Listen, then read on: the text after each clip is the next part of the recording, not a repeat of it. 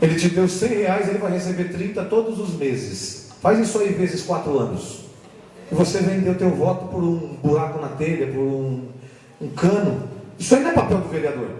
Eu vou dar a cartilha na mão de vocês, o Fernando acho que está fazendo a dele também. Eu quero que você leia a tua cartilha. Teu voto tem que ser consciente. Ele é um representante seu lá. O vereador que nós vamos eleger, o prefeito que ganhar, eu vou cobrar as melhorias para a cidade. Por isso que eu não quero corrupção. É para a cidade toda. Ele não vai governar só para o crente, é governar para todos. Então é o representante dos crentes. Não é esse negócio. É para a cidade. Você vai passar na rua, o macumbeiro vai passar na rua, o filho dele vai estudar na escola, o católico a mesma, não importa a religião. Eles são representantes do povo. Você tem que saber votar. Então se chegar alguém vendendo, querendo comprar seu voto, nós vamos dar R$1.000 aqui, para cada pessoa da sua família, para vocês votar na gente e trabalhar. Você fala, isso é corrupção. Esse camarada, quando você bater na porta dele, ele nem vai te atender. Fala com o assessor, sabe por quê? Porque ele sabe que você é um corrupto. Sabe qual a resposta que ele vai dar para você? Eu já paguei o que eu tinha que pagar para você. Já fiz o que tinha que fazer. Você não queria R$100? Já dei. Agora deixa eu fazer a minha maracutaia aqui. Agora quando é um representante do povo sem barganhagem, aí é diferente. O povo vai para a porta.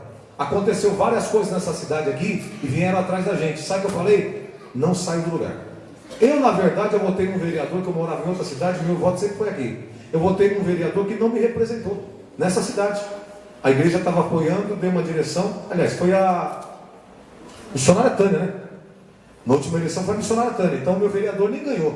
No outro anterior, que foi outro vereador que indicaram, que não ajudou em nada a igreja. E o prefeito, eu votei no prefeito que está aí, nessa gestão. Porque foi a indicação que nós tivemos no último ano. Mas agora, nessa gestão, eu falei assim, eu não vou fazer nada. Aconteceu vários problemas nessa cidade. O da Iambuca foi o pior de todos, que os moradores ficaram isolados. Quem é do Iambuca aqui? Levanta a mão para mim ver. Ficaram isolados, não tinha como sair. Teve uma época que ficou sem luz. Nós ficamos com as mãos. Eu falei assim, quem nós elegemos como vereador? Ninguém. Porque os crentes traíram a igreja naquela época. E a missionária Tânia teve um voto que irrisório. Cada um se vendeu. Quem paga mais, votava. Resumo, eu falei, não tem como fazer nada. Agora, se nós trabalharmos unidos e terminarmos essa eleição e for eleito o vereador que a igreja está apoiando, nós vamos ter força, porque o voto dele vai pesar. O que pesa lá na Câmara é o voto. Se o camarada for bem votado aqui fora, ele tem poder lá dentro. Se ele for mal votado, isso ele entrou no raspo do tacho. Ele é um verequinho. Ele não tem voz. A gente tem que entender isso. O camarada que é mal votado, eu entrei. Ele não tem voz nenhuma, ele não fala nada lá. Quando ele vai falar, os camaradas dos outros lá, quantos vereadores são? 13. Os outros 12 olham para ele e falam assim, o que tu está falando, cara? Quem é você? Porque ele não teve voto. Nós vamos ter que ter um vereador muito bem votado, porque ele tem que estar lá em cima. Porque quando ele falar, é ordem, é lei. Aí, sabe o que aconteceu lá na Iambuca? O que eu tinha que fazer ali? Eu sabia todo o processo. Abaixo assinado, pegar os moradores, trazer para a rua. Mas com uma igreja desorganizada e desunida, eles só vão reconhecer a gente quando a gente mostra a cara, irmão. Hoje nós vamos lá para a prefeitura. Eu vou para a prefeitura, pode ter certeza. Nós votamos em vocês. Eu vou ligar o microfone e vou falar. Esse é o Paulo Fila. Se você não conhece, você vai conhecer. Teve buraco aqui na cidade, estava fazendo aniversário. Eu parei o carro, desci do carro, peguei minha máquina, fotografei, falei para os moradores da região lá, os comerciantes. E aí, esse buraco aí, quanto tempo está aí? Eu entrevistei o povo. Esse buraco está quanto tempo aí? Eu não sou candidato a nada. Falei, meu carro não aguenta mais cair nesse buraco, porque às vezes um carro não dá para desviar, bum! Falei, vou fazer um bolo aqui. Tem um chamar a comunidade para a gente fazer o bolo? Você é um agente público. Se tiver alguma coisa que você não está gostando, nós temos que ir para a rua. A igreja organizada vai trazer melhorias para a cidade. Aquilo que você sonha vai acontecer, mas se nós formos organizados, desorganizado não. Eu ia para o Iambuca, ia fazer isso, mas eu pensei assim, quem é o nosso representante? Aí veio na minha mente, ninguém. Aí eu falei, vou ficar quieto, senão vou tomar tijolo na orelha. Você está entendendo por que eu preciso de um representante? Porque lá a coisa, quem não foi no Iambuca ainda, vai lá para você ver como que é a coisa lá. Quando começa a chover, o crente já fica tudo perturbado. Não vai dar para sair, não tem como levar a criança na escola, não dá para trabalhar. E o barro, irmão, é forte. Só que eu preciso ter representante lá dentro. É por isso que você vota. Por causa da escola, por causa da merenda escolar. Eu fui aqui, minha sobrinha passou mal. Posto de saúde. Aí todo mundo ficou preocupado, foi lá, eu fui lá ver o que estava acontecendo. Depois de 1 hora, ela estava sentada numa cadeira de outra cor, o pessoal abanando. E os médicos dentro da sala, todo vapor. Por que é essa cachorrada? Português claro é esse. Por quê? Porque o gestor público está nem a... Por quê? Ninguém cobra. O pronto-socorro, se não dá para atender uma população de 250 mil a 300 mil habitantes, ele precisa ampliar. Isso é voto lá na Câmara. Vamos melhorar o nosso sistema de saúde. Tem que ter vaga sobrando, não é vaga faltando. Porque dinheiro tem, e tem muito. Quem faz pressão nisso? O povo. Só que você que votou no vereador aí que te comprou na última eleição, quantas vezes você foi na Câmara no dia da audiência pública? Nenhuma vez. Você não sabe nem o que acontece na sua cidade. Após essa eleição, nós vamos saber tudo o que acontece na cidade. Tem audiência pública. O pessoal aqui da Misfag vai estar lá na Câmara. Eu sou o primeiro. Eu quero ver meu vereador falar. Pode falar, meu filho. Fala bonito aí. Porque eu vou saber tudo o que está acontecendo na cidade. E eu vou querer resolução. Você está entendendo o que a igreja está fazendo, irmão?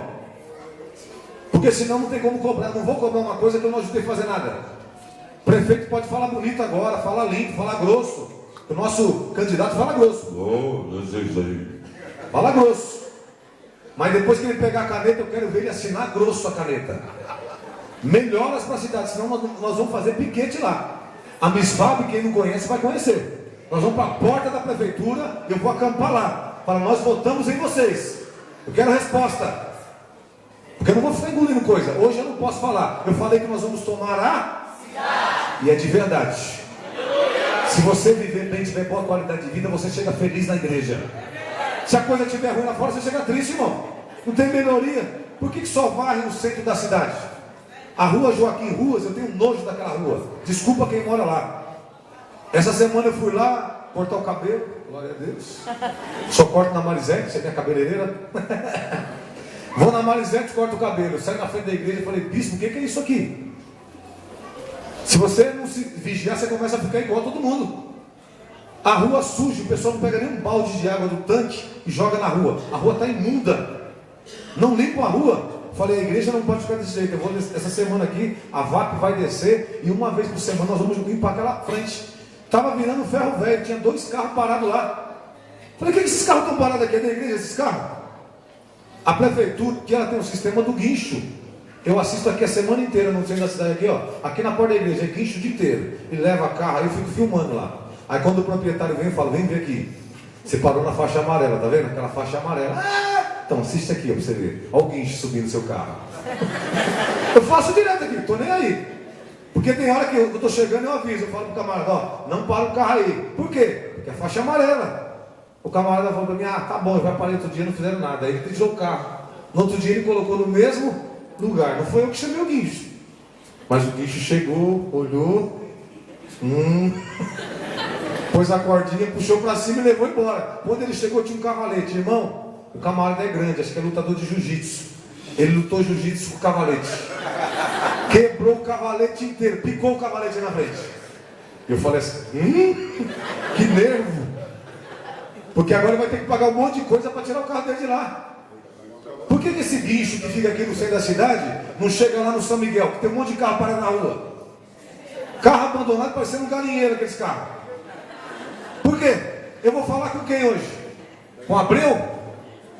Não tem representante. Você está entendendo, igreja? Está acontecendo problema na tua vila, no teu bairro? Nós precisamos estar organizados. Se nós formos organizados, nós teremos uma força nessa cidade. Qualquer político da cidade fala assim, na Misfab não vai brincar lá não, que o negócio pega. Além deles orarem e o negócio pegar, eles são organizados. Quando nós formos organizados, nós vamos eleger prefeito, vereador, deputado, senador, o que tiver. Vai lá na Misfab, que eles vão orar por você. Aí você vai lembrar da mesma regra de sempre. Dinheiro de político aqui aonde? Aonde é dinheiro de político aqui na igreja? 10, 20, 30, 100, 200, 500, 1 milhão no gasofilaço na hora da oferta. O dia que eu me corromper, Deus me tira daqui da frente. Porque a obra é uma só. Você tem que abençoar, abençoa aqui no gasofilácio. Abençoa aqui, você vai levantar daqui a pouco, vai vir aqui. A mesma coisa. Qualquer autoridade. Essa igreja aqui vai ter juiz, vai ter delegado. Eu estou orando para tomar a cidade. São seres humanos, Deus vai salvar e vai trazer aqui. E nunca vai ter aconchavo. Pastor, vamos fazer um puxadinho aqui no fim do culto. Não, tem puxadinho não. Traz no gasofilácio. Os ricos da igreja, os bilionários da igreja, no gasofilácio. Gasofilácio. Eu fiquei impressionado. E falo mais uma vez para você que não esteja aqui.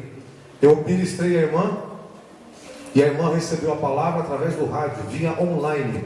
E durante algum tempo, mais de anos, ela ficou me ouvindo. E ela falava assim: pastor, eu queria um dia ir na sua igreja. Eu falei: assiste aí, ó, pelo YouTube, pelo sei o que, assistindo. Aí teve a ministração aqui na igreja, ela lá ouvindo. Porque nesses países, esse horário que nós estamos aqui é madrugada.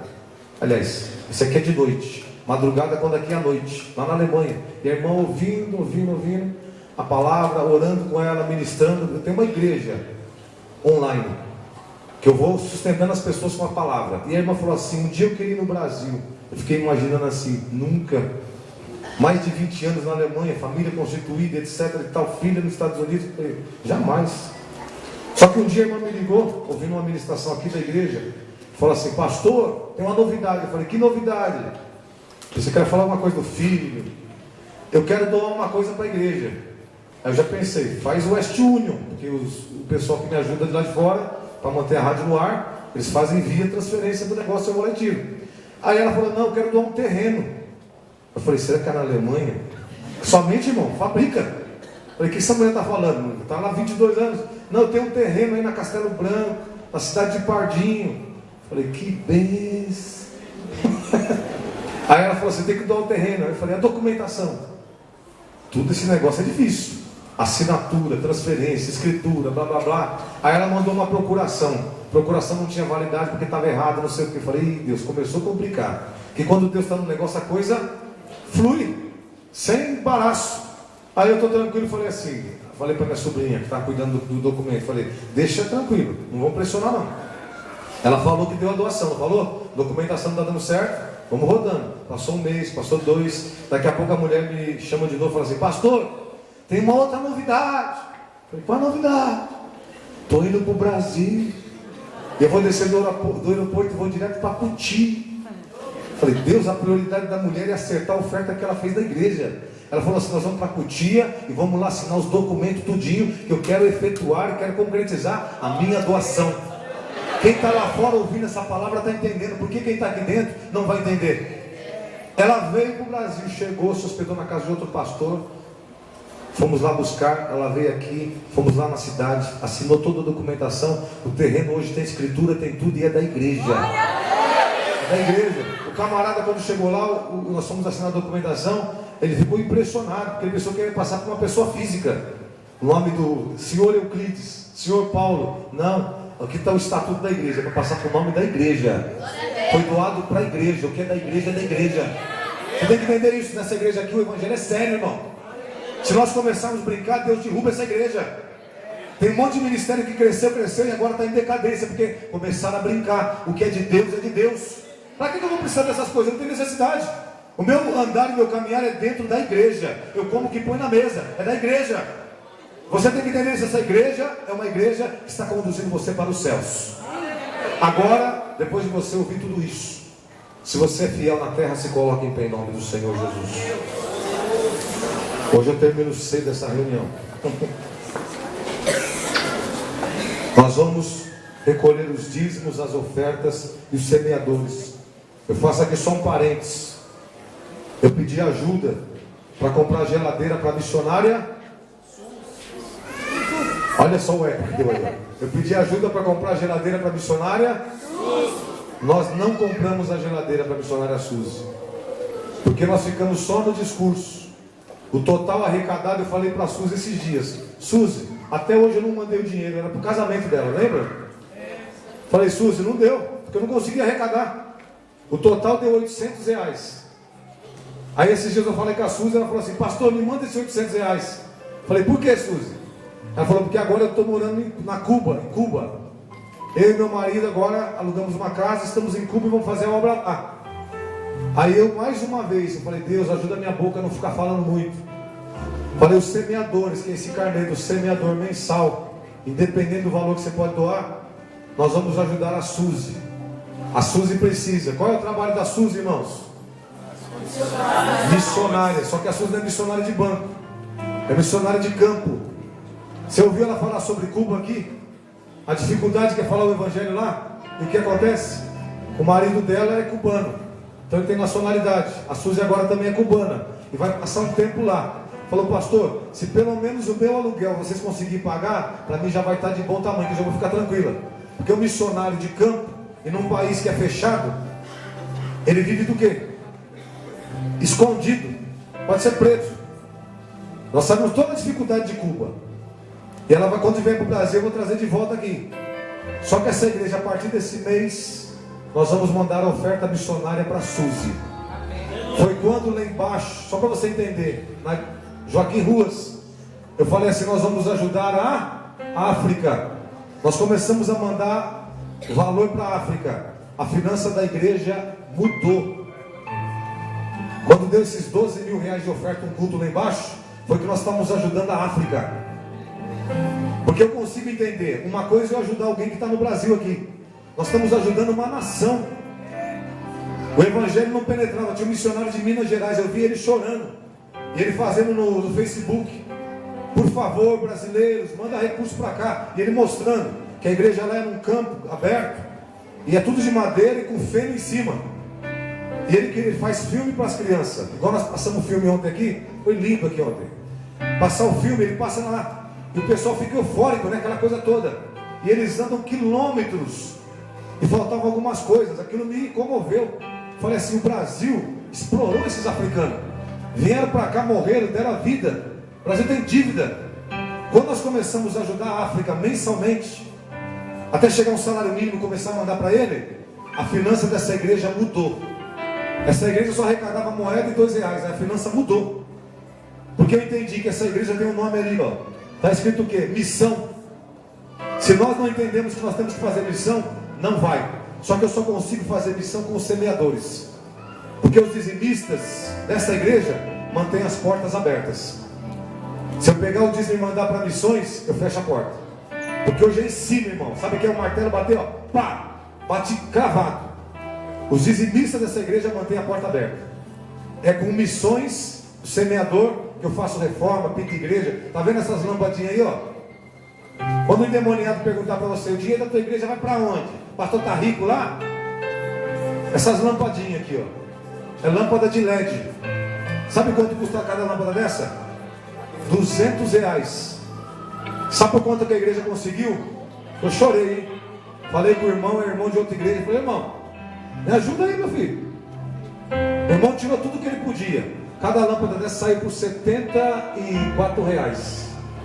Só que comprando essas lâmpadas nesse valor, eu coloquei aqui, coloquei lá na igreja matriz, nós estamos devendo R$3.000. Porque nós compramos essas que estão aqui que você está vendo, e na igreja matriz teve que colocar, ainda está faltando. E aqui ainda falta. Ele abaixando para 70 e poucos reais. Foi R$3.000. Aí eu falei para ele, ô Terra, eu sou crente, não tenho cartão, não tenho cheque. Eu vou te pagar a prestação e no dinheiro, você vai vir receber aqui. E eu vou pagar por mês 500 e alguma coisa.